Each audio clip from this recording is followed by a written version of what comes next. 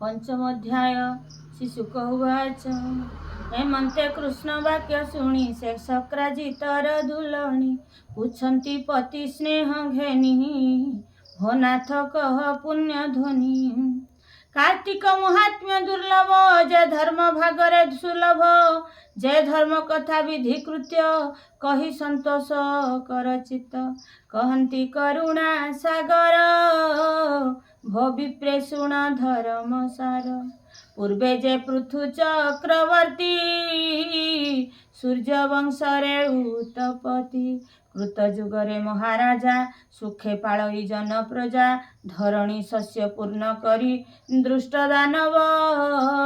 दर्पहरी विष्णुर अंगु अवतार तेणु विवेक नृपवर नारद मुनिंक अग्रते धर्म पुछई नित्य नित्य दिने का स्थाने बसाई मुनि की बोले नर साई हे मुनि विष्णु परायण तुम्भे सकल धर्म जान कह केवण धर्मे प्राणी अंते कृतांत लोक जिणी बसंती गोविंद मंदिरे पुणी न पड़ती संसारे श्री नारद वाच कह के मंत धर्म पुण मुनि कहन्ति राहे शुण कार्तिक व्रत धर्म बळे मुक्ति लभन्ति निश्चले अशेष जन्म पाप हरे निश्चिंते वसे विष्णुपुरे हेमंत धर्म जहि सिद्धि शुण से ब्रज राज विधि आपूर्वे विधाता पद्मजोनि विष्णु आदेशे शिरे घेनी अमर सभा मध्य बसी कार्तिक धर्म पर संसी जहा कहिले विधि मते से कथा शुण एक चिते आश्विन शुक्ल एकादशी कार्तिक व्रत उपवासी व्रत करिबे जेउ जन संकल्प इछि सेहि दिन रजनी प्रातः काल देखी सत्वरे शयन उपेक्षी ग्राम उपान्ते निरंतरे गमिबे कर्माणि निमन्ते सेहि दिगको मुख करी उत्तरे तिनि ताली मारी अधवदने तृणासने कर्माणि बसिब मौने पात्रे उदक थिब नेई मृत्तिका किछि थिब थोई शौच हेब बेनि जोगे त्रय गुह्ୟରେ एकलिंगे नाम हस्तरे 10 बार शपथ बेनि करस्थल पादजु गरे तिनि तिनि शौचे मृत्तिका जल घेनी पुणी प्रवेश होई घरे बास आसन घेनी करे प्रवेश होई जल घाटे जैसे विहत कर्म पीठे आणिब दांत काठी खोजी वनस्पति रे जेते वर्जी समिध कंठक दुर्गंध जे देवस्थान रे प्रसिद्ध खर समिध लता तृण एते उपेक्षी ज्ञाने आण यद्यपि वृक्ष न मिलिब रसाळ पत्र रे घसिब आपे रपिला वृक्ष छाड़ी पत्र तोलिब मंत्र पढ़ी दांत माजिब जत्न करी चतुर्थ दिने अपहरी एउआस षष्ठी एकादशी जेबे ग्रहण रविशसी ए दिन न घसिब दांत द्वादश बार जले धौत नहिले दिन अनुसरी रजनी आउ शुद्ध करी विशेष ग्रहण वर्जित तैल एला एहि मत नाभि प्रमाणे जले पशि स्नान करिब मंत्रे घोषी सुमरी देव जनार्दन व्रत करिब निवेदन ए हेब हे देव देव लक्ष्मीपति ए मोर व्रत तंभ प्रीति कार्तिक प्रातः स्नान फल सुदया कर आदि मूल अशेष जन्म पाप हर दुख नाशन वाना तोर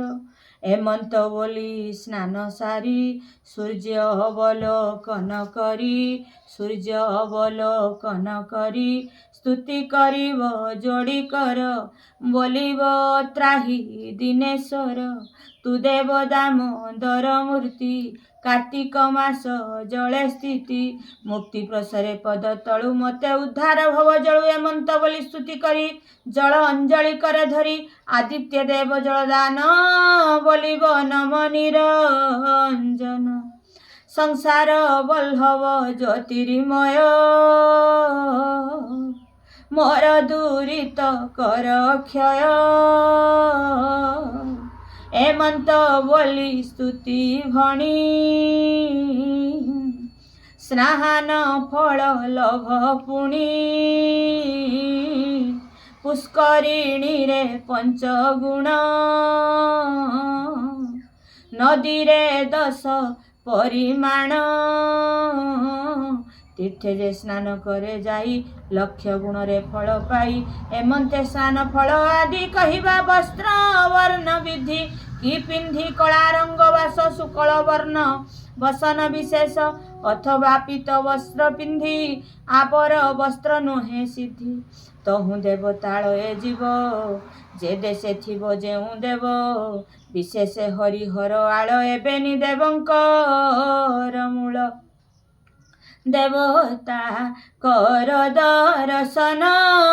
निवेशी पूजा द्रव्य मान गंध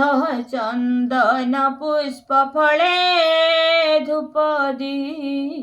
पादि जेवा मिले विधि उपाधि द्रव्य पूजी जे देव जेउ पुष्प वर्जी कार्तिक मासे कनियर पूजा करिब गदाधर अरख दुदुरा गैस मल्लिका आदि पंच पुष्प विष्णु न समर्पी एहा शिवे अयोग्य शुण जहा जबा उत्पल कूल जुई सेवती शिवंकु न देई तुलसी गणेश न पूजी दुर्गांकु दुर्बादल वर्ची एथि उतारे पूजा विधि सकल कर्मे चित्त शुद्धि जपिब नारायण नाम बांछा करिब फल काम शास्त्र पुराण गीता बाणी विष्णु चरित जेणु भणी ताहा शुणिब मन तो से भजिब गुरु उपदेशे मनरे संकल्प करिब कार्तिक छाड़ी जेते द्रव्य ताहा कहिबा विधि मते शुण राजन एक चिते पद्म पुराण भकत उत्तर खंडे सारस्वत श्रीकृष्ण सत्या सन्निध्याने कहंती कार्तिक वर्णने हे पिता पत्नी पाद तले अनेक जन्म तप फले नमई महादेव दास करुणा कर पितवास करुणा कर पितवास करुणा कर पितवास इति श्रीमद श्री पद्म पुराणे उत्तरखंडे कार्तिक महात्म्ये कार्तिक व्रत संकल्पे नाम पंचम अध्याय।